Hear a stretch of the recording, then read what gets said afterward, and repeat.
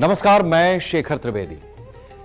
बीते कुछ दिनों से देश में जो सबसे बड़ा सवाल उभर कर सामने आया वो था राम मंदिर में चंदे चढ़ावे की चोरी का। एक के बाद एक अखबारों में खबरें आई, कई टेलीविजन चैनल्स पर हमने खबरों को देखा, क्या हुआ, कैसे हुआ, ये सब चीजें लोग अपनी अपनी तरह से बता रहे थे। लेकिन आज की खबर आपके पसंदीदा चैनल ने जिस तरीके से इस पूरे प्रकरण में सबसे पहले आप तक जानकारियां पहुंचाई, और ऐसी जानकारियां जिसको लेकर के बड़े बड़े प्रतिष्ठान आप तक नहीं पहुंच पाए, उतनी पुख्ता जानकारियों के साथ हमने आप तक न सिर्फ पहुंचाई बल्कि उनके सबूत भी दिखाए। और उसका नतीजा यह हुआ है कि अयोध्या में मुख्यमंत्री के निर्देश पर एसआईटी की रिपोर्ट के बाद पहली एफआईआर दर्ज हुई है। आज की खबर पर जिस तरीके से इस पूरे मामले को बीते 24 घंटे से चलाया जा रहा है, जिस तरीके से हमने एक के बाद एक कई चीजें आपके सामने बिंदुवार रखी हैं, उसी का परिणाम हुआ है कि न सिर्फ जांच की प्रक्रिया में तेजी आई है बल्कि प्रशासनिक अमला, सरकार भी एक्शन पर मजबूर हुई है। और अपनी तेजी के साथ साथ जिस तरीके के जानकारियों को हमने देश के सामने रखा है, उन सारे आधारों को मिलाते हुए अब यह स्थिति बनी है कि अयोध्या में राम मंदिर को लेकर, चंदे चढ़ावे को लेकर जिस तरीके की स्थितियां बनी हुई थीं, जो चोरी के आरोप लग रहे थे, उसमें अब मामला एक दिशा में मुड़ता हुआ नजर आ रहा है। हमें कानून व्यवस्था पर तो अपने देश की भरोसा करना ही पड़ेगा। हमारे पास क्या चारा है? कोई ऊपर से प्रकट होकर के ऐसा तो है नहीं कि दुष्टों का संहार करने में लग जाएगा, प्रभु राम आएंगे और दुष्टों का संहार करेंगे। हमारी अपने यहां की जो व्यवस्था हमने बनाई है 1947 के बाद से, जो हमारा संविधान है, जो हमारी बीएनएस की धाराएं हैं, कानूनी प्रक्रियाएं हैं, हमें उसी के अधीन चलना है। हमारी ही चुनी हुई सरकार है, चाहे केंद्र की हो चाहे राज्य की हो, किसी भी राज्य की हो सकती है। उसी सरकार में, उसी संगठन में, उसी पार्टी में एक व्यक्ति को चुन करके मुख्यमंत्री बनाया जाता है, एक व्यक्ति को प्रधानमंत्री बनाया जाता है। अदालत के आदेश पर एक ट्रस्ट का गठन किया जाता है। उस ट्रस्ट में भी जो लोग बैठे हैं वो कहीं दूसरे ग्रह से नहीं आए, हमारे इसी समाज का वो हिस्सा है, हमारे और आपके बीच ही वो रहते आए हैं। लेकिन यह हमारे देश की बहुत बड़ी विडंबना है कि हम ये चाहते हैं कि ईमानदारी रहे, लेकिन अगर हमें बेईमानी का मौका मिला तो हम चूकते भी नहीं हैं। इसी का परिणाम है कि आज करोड़ों हिंदुओं की आस्था पर चोट हो गई है। इस चोट से भी अगर हमने सबक न सीखा तो ये हमारे जीवन में, हमारी पीढ़ियों के लिए, हमारे भविष्य के लिए बहुत बड़े सवाल छोड़ करके जाएगा। और सिर्फ उसमें आम आदमी नहीं है, सरकार में बैठे लोग हैं, ट्रस्ट में बैठे लोग हैं, प्रशासनिक महकमे में बैठे हुए लोग हैं, वो आईएएस हैं, वो आईपीएस हैं, वो कोई छोटा सा बाबू हो सकता है, वो किसी महकमे का चतुर्थ श्रेणी चपरासी हो सकता है। जिम्मेदारी तो यहीं से तय करनी पड़ेगी। सेल्फ सेंटर्ड होना अच्छी बात है, लेकिन उसकी सीमाएं भी तय करनी पड़ेंगी। देश को दांव पर रख दिया, भगवान को दांव पर रख दिया, और उसके बाद यह पूछा जा रहा है कि यह कैसे हो गया। अरे इसी समाज ने जो बोया है वो काट रहा है। आज सबसे बड़ी खबर इस समय अयोध्या चंदा चोरी के मामले में आ रही है। दान में हेराफेरी के मामले में 8 नामजद एफआईआर दर्ज हुई हैं। सीएम के निर्देश के बाद ये एफआईआर दर्ज की गई हैं।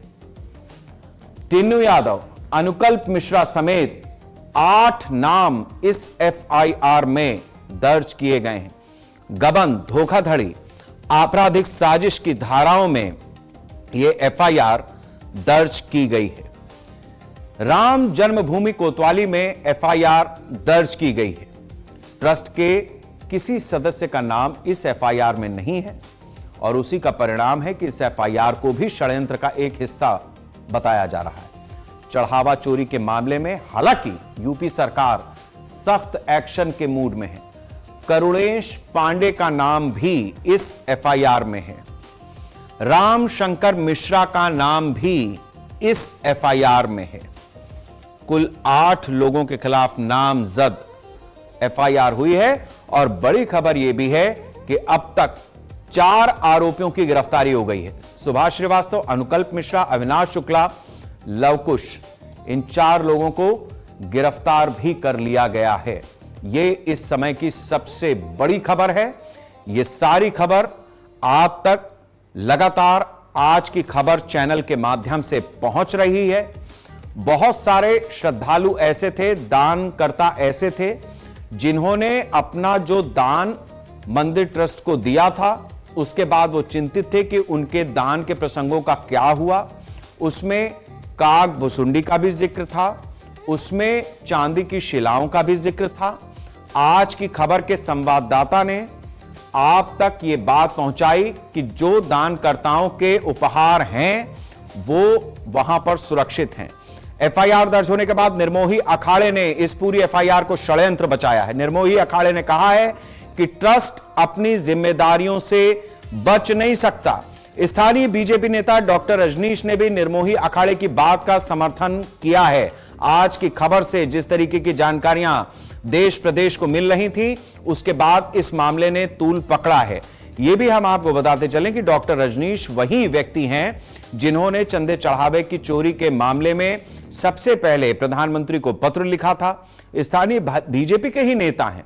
बीजेपी की तरफ से इस पूरे मामले का रहस्य उद्घाटन हुआ और इसके बाद जिस तरीके से मामला आगे बढ़ता गया, विपक्ष के हाथ जब यह मामला लगा, उसने इस मामले को राजनीतिक तूल दिया। अच्छी बात है, विपक्ष ने भी अपना धर्म निभाया, विपक्ष ने भी अपना काम किया। यही लोकतंत्र की खूबसूरती है। और इसके बाद सरकार एक्शन मोड में आई, एसआईटी का गठन किया गया। एसआईटी को 15 दिन का समय दिया गया।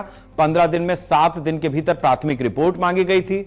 रिपोर्ट सौंप दी गई एसीएस संजय प्रसाद को। उसके बाद जो दानकर्ता लगातार अपने दान के लिए चिंतित थे, हमें जो कुछ मिला, हमने जो पड़ताल की, उसमें वो जो चीजें हमें सामने से दिख रही थी और लगातार अखबारों में, टेलीविजन पर उनका जिक्र हो रहा था, जहां जहां मिलती गई उन चीजों को आज की खबर चैनल ने आपके सामने सबसे पहले रखा। और अब स्थिति यह है कि इस पूरे मामले में एफआईआर हुई। एफआईआर में 8 लोगों के नाम हैं। मंदिर ट्रस्ट से जुड़े हुए किसी भी व्यक्ति का नाम नहीं है। इसके साथ साथ निर्मोही अखाड़े ने इस एफआईआर पर भी सवाल उठा दिए हैं। ये हमारे देश में जो राम का देश है, जो राम के नाम से चलता है, कई ऐसे हैं जिनकी राजनीति राम के नाम से चलती है।